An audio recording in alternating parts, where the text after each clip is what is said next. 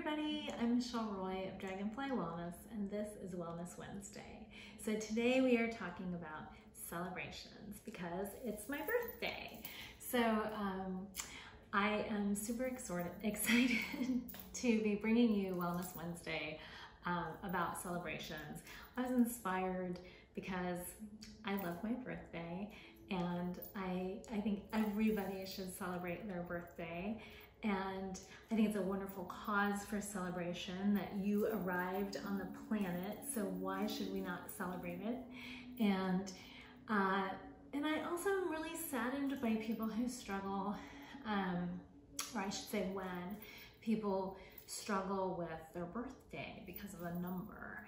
And you know, I understand there's some psychology at play here and biology at play here, but there's so much to be celebrated, and longevity is something to be celebrated, right? Like, why wouldn't we celebrate growing older? You know, we're in a culture that's largely obsessed with youthfulness and staying young and anti-aging, and my friend Payal Mahajan is always evangelizing about this culture and how it is so toxic, and this obsession of staying young. Like, we're supposed to grow older. It's just part of the human gig, right?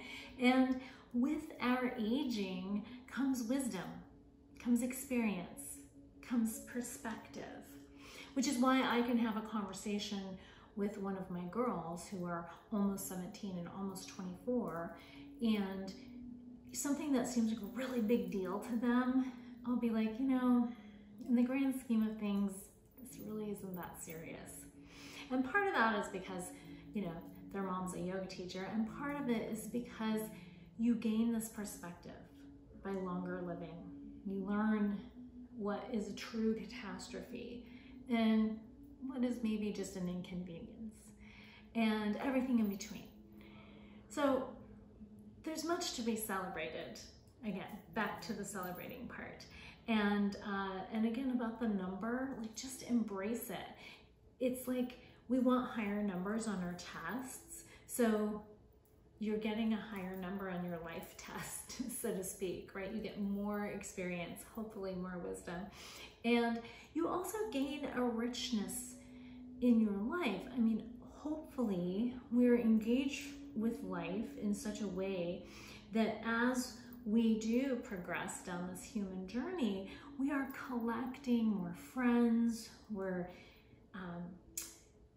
imbibing more knowledge, we have hopefully traveled places, even if it's just, you know, around your immediate region, just to have some different flavor of life. And it's by experiencing the ways that we're different that we see that we're really all the same.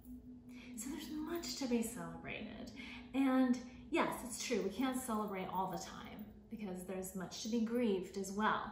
And it's like Thich Nhat Hanh teaches, right? He calls the birthday our continuation day, which is absolutely 100% probably more appropriate of a description. But there is this great cycle, right? Without death, there is no birth, and without birth, there is no death. And so we are just constantly in this cycle. It's happening all around us all the time. We're part of it. Sometimes it brushes up against us, and other times it's at a distance. But this is always, you know, this constant transformation is constantly changing. So it is important that we find something to celebrate today, right now, in this moment. What can we be grateful for? What can we celebrate? And to, of course, bring this back to yoga, I was saying to my students yesterday, every time we step onto the mat, whatever your yoga is too, if it's walking in nature, if it's playing an instrument, you know, whatever it might be, it's a celebration.